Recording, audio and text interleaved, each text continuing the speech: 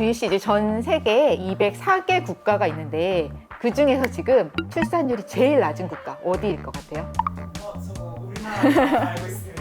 네, 맞아요. 한국인데요. 2021년 출산율이 0.82명이어서 전 세계 꼴찌였는데 지난해엔 0.72명으로 더 떨어졌습니다. 그럼 앞으로 76년쯤 뒤엔 어느 나라가 꼴찌일까요? 최근 연구에 따르면 2100년이 되면 부탄, 몰디브, 푸에르토리코의 출산율이 한국보다도 더 떨어질 거라고 합니다. 그래서 우리는 간신히 꼴찌는 면할 텐데요. 도대체 왜 한국뿐 아니라 다른 나라들도 이렇게 출산율이 급락하는 걸까요? 오늘은 글로벌 저출산을 딥다이브 해보겠습니다.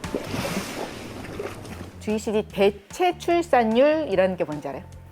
그냥 출산율이랑 다른. 이게 인구를 일정하게 유지하는데 필요한 출산율을 말하는 건데요. 흔히 대체 출산율은 2.1명이라고 얘기합니다. 자연적인 상태에서는 남자아이가 여자아이보다 좀 더 많이 태어나기 때문인데요. 그런데 2021년에 전 세계 출산율이 얼마냐? 2.23명이었어요. 이게 1950년에 4.84명이었던 게 계속 떨어져서 이제는 거의 대체 출산율 수준에 가깝게 된 거예요. 그럼 앞으로는 어떻게 되느냐? 아마도 계속 더 아무 반등 없이 떨어질 거라는 게 글로벌 질병부담연구의 결론입니다. 2050년엔 1.83명, 그리고 2100년엔 1.59명이 될 거라고 하죠. 출산율이 이렇게 떨어지면 당연히 세계 인구도 줄어들겠죠? GCD는 지금 전 세계 인구 몇 명인지 알아요? 그래서 60? 아니야. 훨씬 많아요. 81억 명이거든요. 이게 당분간은 더 늘어날 거예요. 그러니까 아기는 덜 태어나긴 하는데 사망률이 줄어서 덜 죽으니까 인구는 좀 더 늘어나는 거죠. 그리고 이게 결국에는 언젠가 정점을 찍고 꺾일 텐데 그게 언제냐? EU 집행위원회는 2070년에 98억 명, 그리고 미국 건강측정평가연구소는 2064년에 97억 명이 정점일 거라고 예측합니다. 그러니까 한 40년 뒤죠. 지금 GCD 몇 살이죠? 아직 20대? 그러니까 아마 GCD는 살아생전에 전 세계 인구가 꺾이는 그 피크 아웃을 볼 수 있을 텐데요. 전쟁, 재난, 전염병, 기근 뭐 이런 것도 닥친 게 아닌데 애를 덜 낳아서 그러니까 인류의 자발적인 선택으로 인해서 인구가 줄어든다. 이런 게 인류 역사에는 전례 없는 일이라고 합니다. 근데 인구가 죽는 게 걱정이 나면 우리도 이민을 그냥 받으면 되는 거 아니에요? 그게 국가 차원에서 보면은 일부 나라에는 이민이 해결책이 될 수는 있죠. 그런데 이렇게 전 지구적인 차원에서 봐야 합니다. 전 지구적 차원에서는 인구의 순이동은 제로잖아요. 그러니까 외계인이 지구로 귀환하는 그런 일이 없는 한은 지구 차원에서 순이동은 없는 거예요. 그런데 갈수록 태어나는 애가 줄어들고 있어요. 그러면 젊은 인력, 노동 인력이 부족해지겠죠? 그러면은 어떻게 될까요? 이 한정된 소수의 젊은 인력 자원을 얻기 위해서 국가 간 경쟁이 엄청 치열해질 수밖에 없습니다. 예를 들어서 지금은 멕시코에서 미국으로, 인도에서 영국으로, 인도네시아에서 호주로 뭐 그렇게 이민을 많이 가잖아요. 그런데 이런 신흥국들의 출산율이 뚝뚝 떨어지고 있습니다.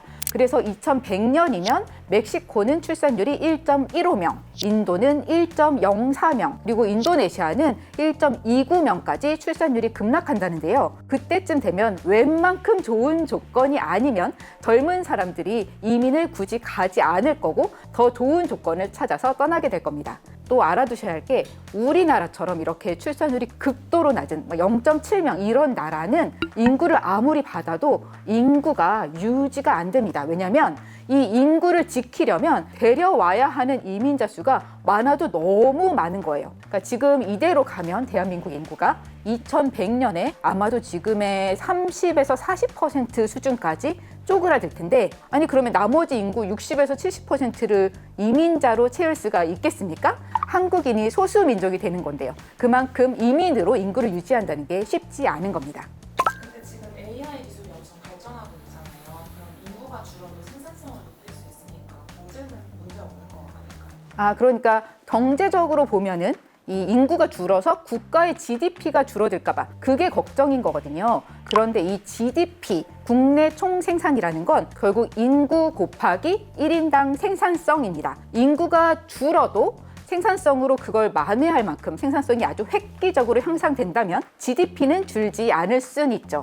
그런데 과연 AI가 그런 생산성의 혁신을 가져다 줄 것인가? 그걸 따져봐야 되는데요. 이게 전문가마다 전망의 차이가 너무나 큽니다. 지난해 골드만삭스가 AI가 앞으로 10년 동안 전 세계 GDP를 7%나 증가시킬 거다라고 전망을 해서 다들 엄청 열광했었거든요. 그런데 또 최근에 MIT 대학의 경제학자 제런 아세모글루 교수, 이분이 엄청 유명한 분인데 이분이 뭐라고 했냐면 아니야, AI가 10년 동안 전 세계 GDP를 고작 0.9% 정도만 증가시킬 거야 라고 전망했어요. 이게 1년이 아니라 10년에 0.9%니까 사실상 거의 효과가 미미하다는 뜻이죠. 그리고 또 생각해 보셔야 할 게 인구가 계속 줄어들 거잖아요. 그런데 그 얘기는 AI를 이용한 생산성 향상이 한 번 있으면 되는 게 아니라 이게 해마다 끊임없이 계속 이루어져야 한다는 거예요. 예컨대 공장에 AI 로봇 한 대 들이면 당연히 생산성이 엄청 높아지겠죠. 그런데 2대, 3대 계속 늘려서 공장이 온통 로봇으로 가득 차버려. 그러면 그 다음에 로봇을 더 추가해도 생산성을 더 이상 끌어올릴 수는 없는 거잖아요. AI 혁명이 일시적으로는 생산성을 확 늘리는 효과가 있더라도 이게 계속 수십 년 동안 경제 성장을 이끌어줄 대안이 될지는 의문인 겁니다. 근데 그럼 저출산과 인구 감소가 전 세계적인 추세이면은 그냥 이제 아. 굳이 막 이렇게 욕하고 출산을 높이려고 애쓰지 말고. 그러니까 이제 그냥 애 낳지 말고 그냥 살자 우리끼리 뭐 이렇게. 그러니까는 이게 역사적으로 봐도 대체 출산율보다 25% 넘게 출산율이 하락했던 나라 중에 다시 그 2.1명으로 반등한 나라가 한 곳도 없다는 거예요. 그만큼 출산율을 높이는 게 어렵다는 뜻이기는 한데요. 하지만 그래도 출산율을 조금이라도 0.몇이라도 높이려는 노력이 지금 매우 중요합니다. 왜냐하면 지금은 워낙 다 같이 출산율이 낮아지다 보니까는 그 아주 작은 차이로도 인구 구성이 극적으로 달라질 수 있기 때문인데요. 이게 좀 간단한 산수로 계산을 해보면 이해가 되실 거예요. 만약 출산율이 1.0명이다. 그랬을 때 출생아 수가 어떻게 변하는지 보면요. 지금 남자가 100명, 여자가 100명 있다고 쳐요. 그러면 출산율이 1.0이니까 여자가 한 명당 아이를 한 명씩, 그러니까 아이를 총 100명을 낳는 거죠. 그럼 그 애들이 나중에 커서 출산을 하면 아이가 몇 명이냐? 그 걔네 중에 남자가 또 50명, 여자가 50명이잖아요. 그러니까 여자 50명이 한 명씩 낳으면 아기가 50명이 되는 거예요. 그러니까 노인 200명이었던 게 아기 50명으로 줄어드는 거죠. 그런데 이 출산율이 1.0이 아니라 한국처럼 0.7이다. 그럼 어떻게 되느냐? 200명이 70명을 낳고 그 70명이 다시 25명의 아기를 낳게 됩니다. 그럼 일본처럼 출산율이 1.3이면 어떻게 되느냐? 또 따져보면 200명이 130명이 되고 다시 85명이 태어납니다. 그러니까 출산율 0.몇의 차이로도 미래 인구가 엄청나게 많이 달라지는 건데요. 올해 우리나라 출산율이 지난해보다도 더 낮은 0.68명까지 떨어질 위기라고 하죠. 이게 정말 국가 소멸 위기에 처했다는 그 말이 실감 날 정도인데요. 지금이라도 더 많은 사람들이 아기를 낳고 싶게 만드는 그런 정책과 노력이 절실히 필요해 보입니다. 여러분 생각은 어떠신가요? 댓글로 의견을 남겨주세요. 오늘 영상 재미있으셨으면 구독, 좋아요 부탁드립니다. 지금까지 딥다이브 한혜란이었습니다.